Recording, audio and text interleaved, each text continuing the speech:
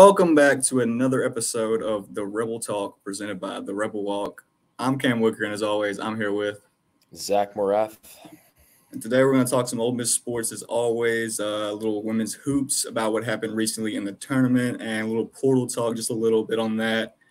Spring football is still rolling around, and then baseball, obviously, they played in the midweek. They beat Austin Peay on Tuesday, and they play Kentucky this weekend. We'll talk more about that. Hopping into some women's hoops, Zach, the women's team lost to Notre Dame on Monday. Notre Dame's number 2 in the tournament, 71-56 loss. Hannah Hidalgo kind of just shined in that one, along with other guards and other players on Notre Dame's team. They played some tough zone defense. Notre Dame did. Yeah, you could tell the home court advantage was really helping them out. And then obviously you can't really talk too much about referee play, but the referee play was kind of iffy in that game. But obviously you can't blame it all on that. Home court advantage is definitely tough for referees and opposing teams as well. And I think really just as a whole, you got to be happy where you're at with Ole Miss basketball for Coach Yo, with building this program moving forward, and along with moving into the portal season. No, 100% Cam. And, you know, that game, there wasn't a lot of offensive or really defensive production, especially the way that we had been seeing it from that team. But it's good. You know, it's done with. You said it's portal season. It's time to focus. We have Madison Scott coming back. I believe Kennedy Todd Williams also said she was coming back, Cam. So those are two of the biggest pieces of this team that you have returning. So you kind of got to take that and run with it in the portal. Absolutely. And Toddy coming back, Kennedy Todd Williams, that's gonna be big for Team 50. Obviously, Madison Scott, we know what she brings to the table, but Kennedy Todd Williams kind of just ran the point guard role with KK Deans going down. And I think I don't think enough Ole Miss fans realize what KK Breen brought to the table for this team. She's a very experienced point guard, played at Florida previously. And if you watch her on the sidelines at Ole Miss games, or you watch like clips of their practices, I believe Coach Show has a clip on her social media of KK Deans going off on a couple of people at practice. But she has that Coach Yo mentality, that you always want to win, you always want to defend, give 100%. And I think once you get KK Deans back, Madison Scott, Toddy, and then obviously adding people from the portal, which Coach Yo is talking about the portal on X right now if you wanted to go join. Obviously, you probably see this afterwards, but I believe she is talking about X on the portal now, which is pretty funny. Some more portal talk for the Ole Miss Rebels. Maria Avlish and Alana Eaton have entered the portal. Obviously, pretty understanding for both those guys. I mean, for both those girls, they didn't really have much playing time this year. I know Maria went overseas to try out for the Serbian national team at one point during the season. And after she came back, she just, I guess, probably couldn't catch up to the pace that the Ole Miss team was at. It was kind of mid-season when she came back. And Zakiya Stevenson, the other freshman, just looked really well out of the gate for Coach Yo. And with her stellar play, there's just not much room for Maria on that lineup, especially in SEC play. And then Alana Eaton, we saw her get some play time down the stretch, especially she was a senior. But I believe she's going to use her last couple years of eligibility to play elsewhere. Anything else you have to add on women's basketball, Zach? No, I mean, I'm looking forward to next year, man. Absolutely. Team 50 is going to be one to watch. Keep an eye out for portal talk about Coach Yo and the women's basketball team. Yes, sir. Jumping into a little bit of spring football. We've been watching spring practice. We just watched Pro Day yesterday, and Pro Day was pretty interesting. A lot of cool times from Dejon Anthony, from Zamari Walton, from Dayton Wade. I believe Isaac Uku put up like 29 on the bench press reps. And it just freak athletes on display yesterday. And Jordan Wilkins, Isaiah Woolard, Cody Core, former Rebels were there representing, trying to get a spot on a roster in the NFL with all 32 teams there, if you weren't aware. And I believe some UFL teams, and was there a Japanese league there? Yeah. There was. There's a lot of eyes on Ole Miss Pro Day, and it's only going to get better. I was talking about that today with a couple of other media members, how busy the Pro Day will be next year, considering you might have guys like Jackson Dart, Trey Harris, Walter Nolan, Princely. Obviously, guys like that are going to be out there on display at Pro Day, so that's going to be interesting to watch in the coming years. But really, for spring practice, really the one thing I wanted to talk about specifically, starting off, was Austin Simmons, man. He looks unbelievable. And if you watch him play baseball, it says it all. But we'll talk more about baseball, as he had a good performance against Austin Peay. But he turned some heads at practice, and I believe Like I've seen him a couple times just rolling to his weak side, his right side. He's a left-handed quarterback, rolling to his right side and making a throw on the run, which is insane, especially for an 18 at the quarterback position. And it's just really fun to watch him and see him develop here at Ole Miss. No, Austin, he's different, Cam. He's a different caliber player. And I'm looking forward to see if they kind of scrimmage or what the plan is for Saturday, but we'll obviously keep you guys posted for that. And then one of the recruits I wanted to talk about, a Kalen Deere. I honestly don't know how to pronounce it, but Deere is rated as the #1 running back in the country, according to 247 Sports. And on 3, he's the #2 running back. So very legit. He's a Mississippi guy. He goes to Quitman. I believe it's down by Jackson. And he rushed for over 2,000 yards last year, 27 touchdowns as a junior. Now, also, Cam, I do want to take into account, I do believe there was some momentum picked up today. I'm not sure. I'm not putting on the record that there was some sort of commitment from Deere to the staff, but, things have been heating up for a while. He's been to Ole Miss several times. And at the end of the day, Calvin Bolden posted a video with Kevin Smith smiling, saying, "Come to the SIP," something along those lines. So if he's silently committed, I don't know. I don't know if I would say that. I don't want to be quoted for that, but I do believe momentum's headed in the right way, which will ultimately lead to Deere wearing the Ole Miss football uniform when he commits. Absolutely. I think seeing Deere today post on X about being at Ole Miss just had to be exciting for Ole Miss fans. Just knowing the shape of the running back room right now, knowing that room needs some depth in the future, especially with guys like Bentley, Diggs, on the latter years of their eligibility. And then you got Rizcano, who's still a young back too. But I believe I saw Deere today looking closely at the running back groups. There was a lot of running backs today. I believe there were 6 running backs at practice today. Wow. And Deere was one of them. And they were looking closely at Kevin Smith. He's a very vocal coach. He definitely commands the field. You could tell he's out there.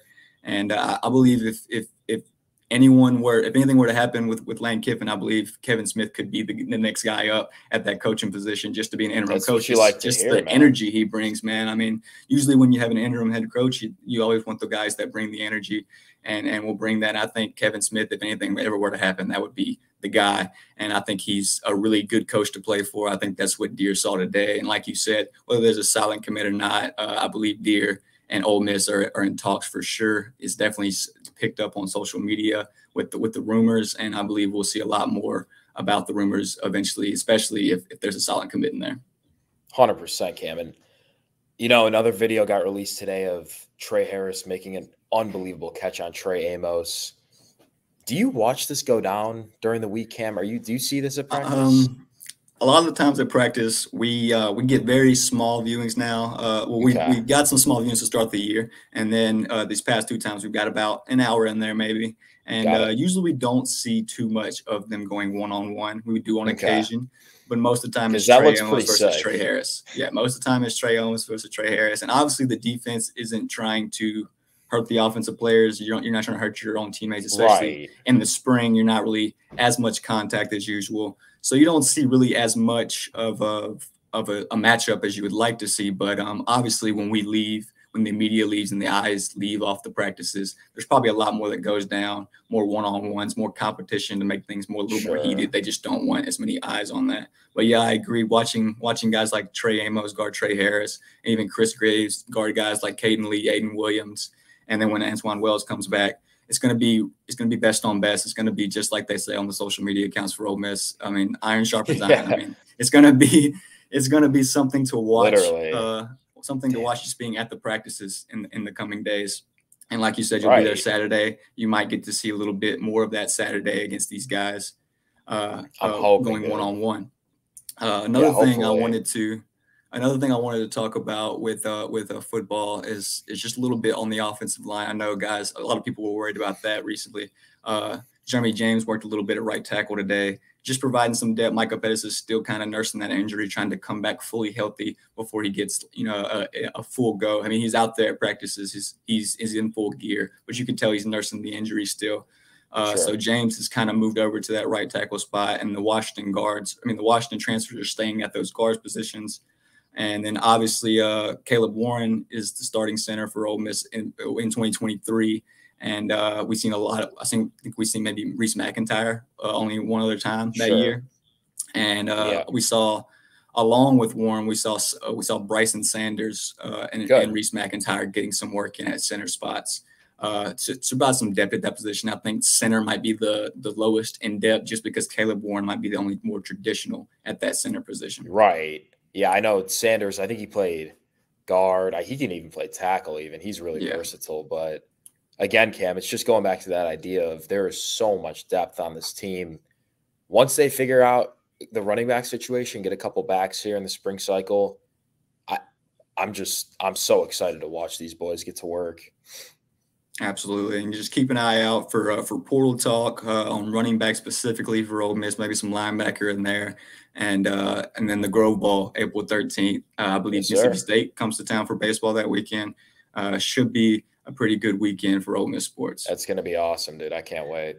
Moving into some baseball, Austin Peay came to town on Tuesday. Ole Miss won 13-9. Austin Peay jumped up on them 4-0 in the top of the first. Kyler Carmack started the game, and he got out of the first inning. Couldn't get out of the second inning. In the bottom of the first, though, Ole Miss ties it up 4-4, and then they give the lead back up at their Carmack comes back out in the first.